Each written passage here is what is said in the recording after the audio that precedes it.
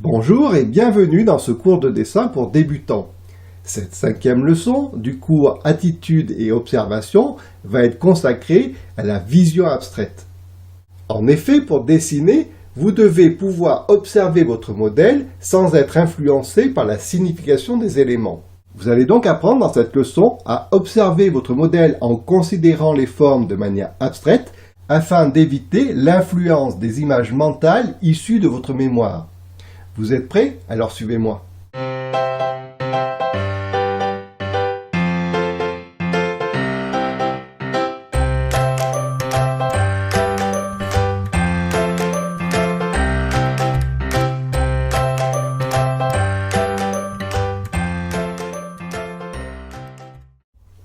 C'est par la forme que nous identifions ce que nous voyons.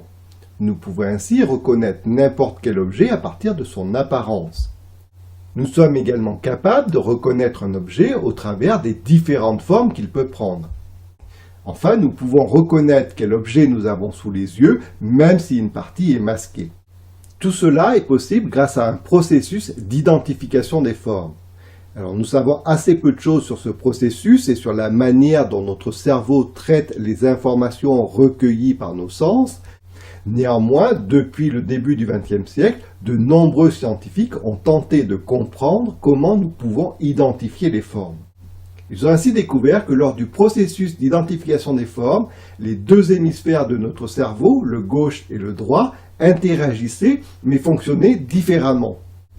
Dans les années 60, le neurophysiologiste Robert Sperry a ainsi mis en évidence ces deux manières différentes mais néanmoins complémentaires de fonctionnement de notre cerveau. Il a ainsi montré que ces deux modes de pensée cohabitaient et que nous utilisions l'un ou l'autre, voire les deux simultanément, selon le type de compétences requises. Au cours des expériences qu'il a menées, il a démontré que notre hémisphère gauche était verbal et analytique, qu'il traitait les informations de manière linéaire, séquentielle et rationnelle. C'est en effet cette partie de notre cerveau qui s'occupe du raisonnement logique, du langage et des mathématiques. L'enseignement scolaire moderne est d'ailleurs largement orienté vers le développement de cette partie de notre cerveau. Notre mode gauche est donc parfaitement adapté aux exigences de notre mode moderne, mais concentré sur les détails, il est peu efficace en dessin. A l'inverse, notre mode droit est visuel et intuitif. Il traite les informations de façon simultanée, globale et émotionnelle. C'est donc cette partie de notre cerveau qui est la plus apte à mener les tâches liées à la création et à l'imagination. C'est aussi un expert pour comprendre les métaphores, les représentations spatiales et les formes. Le mode droit est donc particulièrement adapté au dessin et à toutes les formes d'art. Malheureusement, c'est le mode gauche qui a tendance à s'imposer, y compris pour des tâches comme le dessin, où le mode droit serait beaucoup plus performant. Je vais donc dans cette leçon vous montrer comment faire pour que votre mode droit prenne les commandes lorsque vous dessinez. Bien sûr, il est difficile de maîtriser le fonctionnement de notre cerveau et il ne suffit pas de vouloir basculer en mode droit pour que cela se produise. Néanmoins, nous pouvons créer des contextes favorables qui permettent de basculer du mode gauche vers le mode droit et ainsi provoquer ce que l'on nomme une conversion cognitive. L'une des façons de favoriser cette conversion cognitive, c'est justement de regarder les choses sans les identifier. Malheureusement, comme nous l'avons constaté, nous avons toujours tendance à considérer ce que nous voyons de manière logique et signifiante. Le test de Rorschach, utilisé par les psychologues, en est un parfait exemple. Il est constitué de tâches symétriques et totalement abstraites. Pourtant, lorsque nous regardons ces tâches, notre cerveau ne peut s'empêcher d'y voir des éléments connus, tels que des animaux, des personnages ou des visages. Lorsque vous regardez votre modèle, vous voyez tout d'abord ce qu'il représente. Ce processus d'identification est quasiment incontournable. Mais alors, si nous ne pouvons pas nous empêcher d'identifier ce que nous voyons, comment pouvons-nous dessiner ?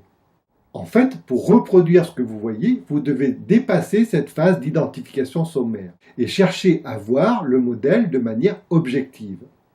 Pour cela, la seule façon de procéder est de retrouver une vision abstraite des formes, c'est-à-dire vous concentrer sur les formes elles-mêmes sans vous préoccuper de ce qu'elles représentent. Pour vous aider à voir de cette façon, vous pouvez utiliser une astuce basée sur le sens des éléments. En effet, les éléments que nous avons en mémoire sont tous associés à un sens particulier. Lorsqu'ils sont inversés, nous avons plus de difficultés à les identifier. Par exemple, un texte écrit sur une vitrine sera plus difficile à lire à l'envers, c'est-à-dire depuis l'intérieur de la boutique. De la même façon, nous avons plus de difficultés à reconnaître une personne dont le portrait est présenté la tête en bas. Ce phénomène du bon sens peut être encore plus étonnant. Pour le constater, observez l'image de cette contorsionniste qui apparaît à l'écran. Le visage de cette jeune acrobate, même si je zoome sur cette partie, vous paraît sans doute normal.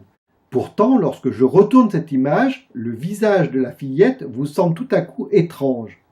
Pourquoi ? Bien, l'explication est en fait assez simple. Sur la première image, la bouche et les yeux correspondent à l'orientation qu'auraient ces éléments sur un visage vu à l'endroit. Cette vision est donc conforme non pas à la position du personnage, mais à l'image mémorielle que nous avons de ces éléments. Lorsque l'image est retournée, c'est l'inverse qui se produit. La position du visage correspond à l'image mémorielle que nous en avons, mais les yeux et la bouche sont à présent retournés. Vous venez de constater à quel point la simple inversion d'une forme permet d'en modifier la perception que nous en avons. Vous allez donc utiliser ce phénomène du bon sens afin de percevoir les formes de manière plus objective. Alors cette façon de procéder est très souvent utilisée par les artistes, notamment pour repérer d'éventuelles erreurs sur leur dessin. En effet, lorsque nous dessinons, nous observons alternativement notre dessin et notre modèle. Au bout d'un certain temps, notre dessin nous devient familier et nous ne sommes plus en mesure de voir les formes de manière objective et ainsi de repérer les éventuelles erreurs que l'on a pu commettre. Il est donc impératif, après avoir travaillé un quart d'heure ou une demi-heure, de voir votre dessin sous un nouvel angle, avec un œil neuf. Pour éviter cela, le simple fait de faire une pause et de regarder votre dessin avec un peu de recul peut suffire. Néanmoins, il est parfois utile de procéder de manière un peu plus radicale. Comme par exemple en retournant son dessin la tête en bas, ou mieux encore, en observant son reflet dans un miroir. Ce type de rupture visuelle permet de voir son travail avec un œil vraiment neuf. Les erreurs deviennent alors aussi évidentes que si vous regardiez les dessins d'une autre personne. Plus encore, un dessin inversé permet de voir avec une grande évidence les distorsions presque invisibles en situation normale. L'inversion d'une image, mais aussi tout autre moyen permettant de faire abstraction de la signification des formes, permet de favoriser l'observation objective. Néanmoins, voir de façon abstraite n'est pas simple.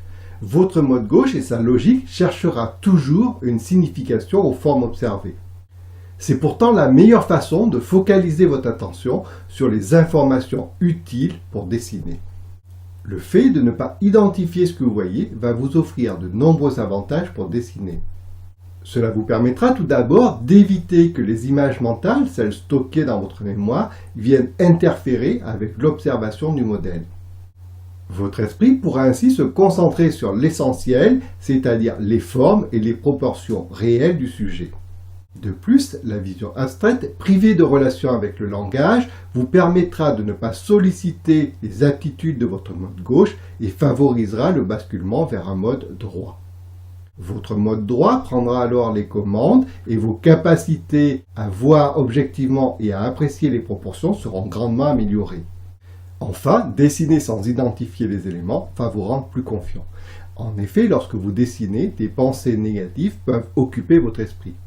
Vous pouvez aussi penser, tout en dessinant, je ne sais pas dessiner les mains ou dessiner les visages est bien trop difficile pour moi. Ces préjugés peuvent à tort vous convaincre que vous n'avez pas les capacités pour dessiner. Il est donc préférable de dessiner en considérant votre modèle de manière abstraite sans attribuer de signification aux formes. Alors cette leçon sur la vision abstraite est à présent terminée. Je vous propose à présent de passer à la vidéo suivante pour réaliser quelques exercices qui vous permettront d'expérimenter les principes étudiés. Vous pourrez ainsi vérifier si une vision plus abstraite du modèle vous permettra de voir les formes de manière plus objective et donc de mieux dessiner.